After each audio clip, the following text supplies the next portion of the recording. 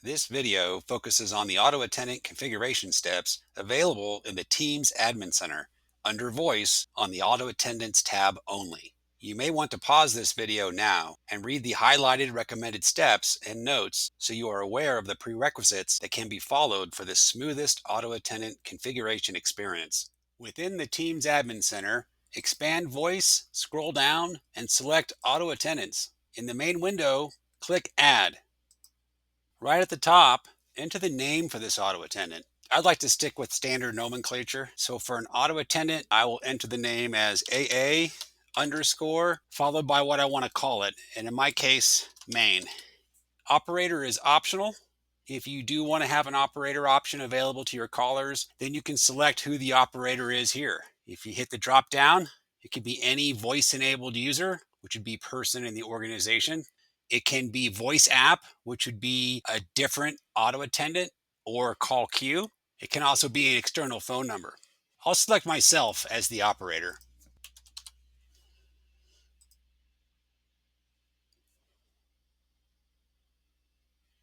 Next, select the proper time zone for this auto attendant. Under language, the default language is English, but you can change it using this dropdown. This will set the language used for the prompts and the greetings. I'm going to go ahead and stick with English, but there are lots of other languages you can choose from. If you have the need for more than one language, you will need to create a separate auto attendant, one for each language. Voice inputs, these are optional. With the slider turned on, your callers will have the ability to speak the key press option or the name of the key press option to initiate the transfer process. I will leave it on. Click Next. Under call flow, greeting options is optional. The only times you would use this setting is if you are not giving your callers key press options or if you need to have a separate message play prior to your callers hearing the main menu options prompt. Down under call routing options, most customers will select the play menu options. With force listen turned on, any input from a caller will be ignored until after the menu prompt has finished playing. So I'm going to leave that one off. If you have previously recorded an audio file that you would like to use as your prompt, you can select Upload File. Otherwise, select Add a Greeting Message. This is a text-to-speech box. Please note that you must enter your text in the same language that you set the auto attendant to. So I'll be entering my text in English. Best practice is to describe the service first, followed by the option to press. For example, for sales, press 1, instead of saying press 1 for sales. It is entirely up to you though. This is the prompt that I have entered. Thank you for calling PSCTN Services. Please listen to the following menu options. For sales, press 1 or say sales. For support, press 2 or say support. To hear our office hours and our mailing address, please press 7 or say office hours. To reach our voice-enabled user directory, press 9 or say directory. To be connected to an operator, press 0 or say operator. Next, I'll set up the key presses to match the prompt that I created. You can expand all possible keys at once or do them one at a time. I'll hit assign a dial key and do them one at a time. One is for sales. The voice command I'm going to use is sales. And this is going to go to a sales queue, which is known as a voice app.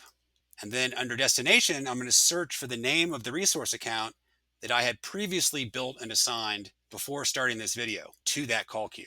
I'm using the same nomenclature to make it easy. So for call queues, I'm going to be searching for CQ underscore. Here at the bottom of my list is the one I need, call queue sales. Now I'll hit assign a dial key again. This time we're going to go with number 2. This one's going to be support as the voice command. This is also going to a voice app. I will search for CQ underscore. And I'm looking for support. There it is. Option 7 was going to be to listen to our office hours and mailing address. Office hours is going to be the voice command that'll trigger it. I'm going to select announcement. You got a couple choices here. If you had a pre-recorded audio file, you can go with this option. I'm going to go ahead and type mine in. So I'll use type in a message, and then you can type it in, assign a dial key, option 9. If they say the word directory or press 9, where is this going to get them to? It's going to get them to a separate auto attendant that I've configured just to be a voice enabled directory search. The endpoint will be voice app. I'll be searching for AA underscore. There it is, voice directory. Assign a dial key. The last one here is going to be the 0. If they say operator, that works too. And this one's going to our operator. For this particular auto attendant under directory search, I'm going to select none because we've just configured it so that if the caller presses 9 or says directory, then they'll get transferred to the other auto attendant where they can do that voice enabled directory search. Down at the bottom, you can hit submit if you need to come back to this later to finish. If you're going to continue right now, just click next. If this auto attendant needs to behave the same 24/7, I would just hit next. But if I do have business hours where there needs to be a different experience after hours, like when we're closed, then this is the screen where you configure those business hours. Let's say I'm 8 to 5, Monday through Friday. I can use this drop down here to say same hours every day. This will just make it a little bit easier and quicker. And then where it says Monday through Friday, I can use these drop downs, or I could search and find the times that I'm looking for. So I'll go 8 a.m., 5 p.m. And since I'm closed on Saturday and Sunday, I'll deselect the Saturday and Sunday block. Now I can scroll down and set up the call flow for what happens if I'm closed. Both the greeting options and the call routing options, they work exactly the same as what we just set up previously. In my case, I don't require a greeting before the greeting, so I'll move down to call routing options and select play menu options. Here's a quick side note. If you have an external after hours answering service, then you may want to add a greeting message under greeting options that says something like, "You have reached us after hours. We are transferring you to our answering service." And then, of course, under the call routing options, you would redirect the call to that external phone number for the answering service itself. Okay, I don't have an audio file to upload, so I will add a greeting message. My after hours greeting message is, "Thank you for calling PSCTN Services. You have reached us after hours. We are open Monday through Friday from 8 a.m. to 5 p.m. PST. Please call back during business hours or leave us a voicemail by pressing 8 or by saying voicemail." I can now assign a dial key. The one I'm looking for is number 8. The voice command for it will be voicemail.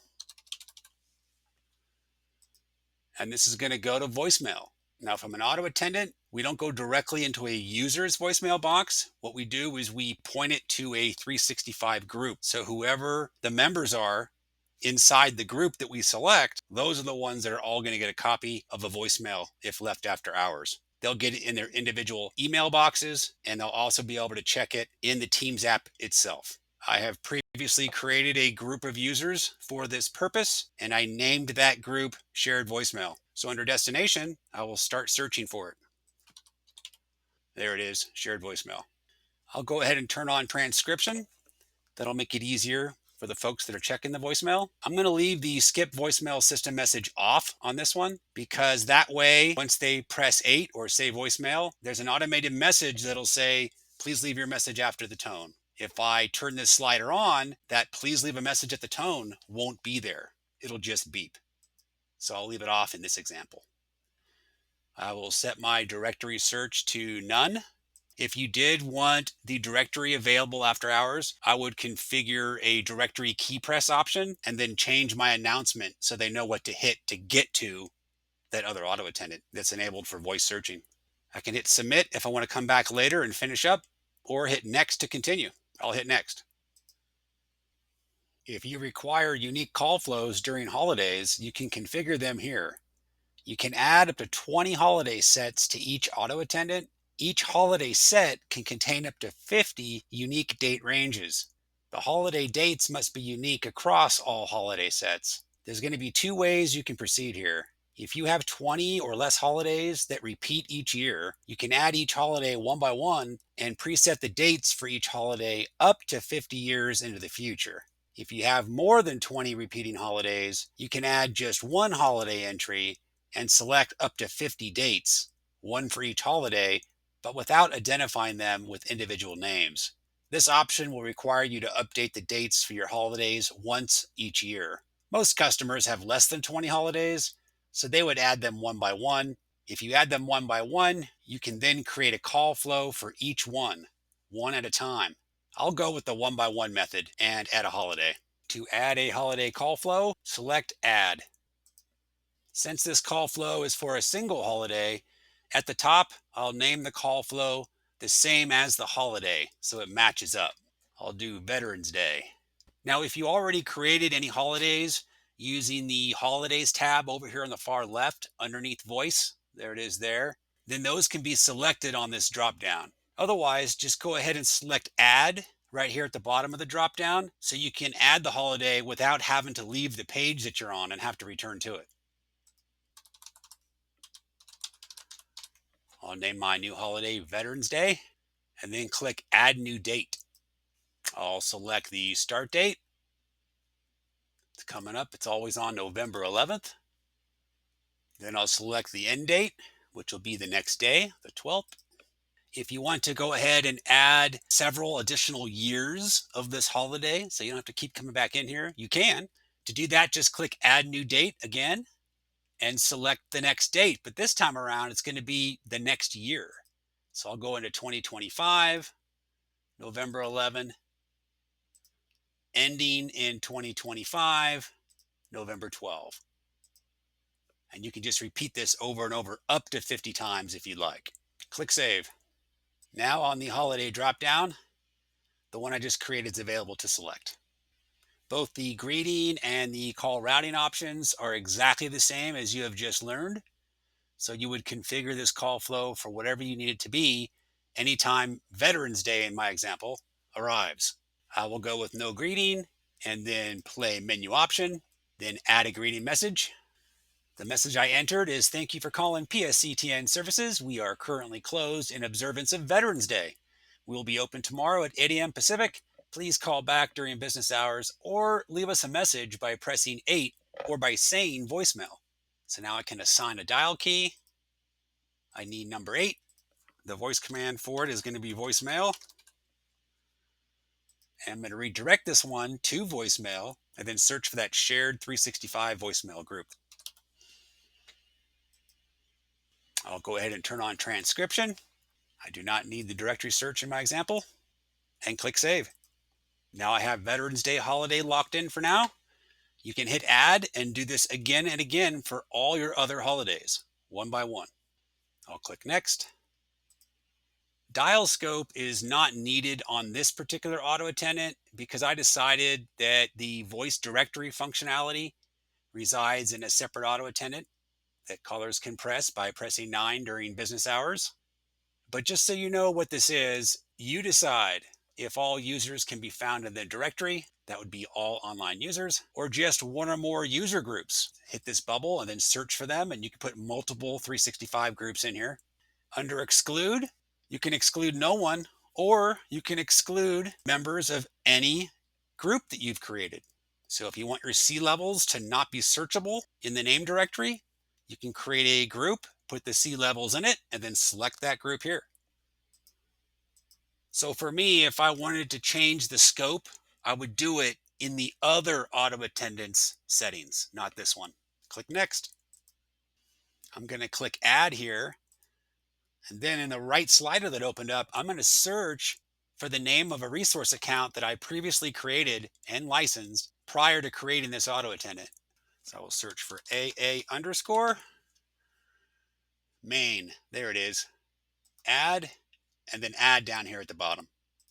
Notice that I don't have a phone number assigned yet to this auto attendant, but we do that over in Univoip's service control portal. I'll click Next. Authorized users, this is optional, but you can add up to 15 users to this list. Users added to this list will have some ability to modify this auto attendant directly from the Teams app without ever having access to the Teams admin center. One example of something they could possibly configure would be to change the greetings of this auto attendant. Now, the capabilities that a user will have are determined based on the voice applications policy that is assigned to the user. I'm going to go ahead and go with no authorized users and click Submit to complete the creation of this auto attendant. Thanks for watching.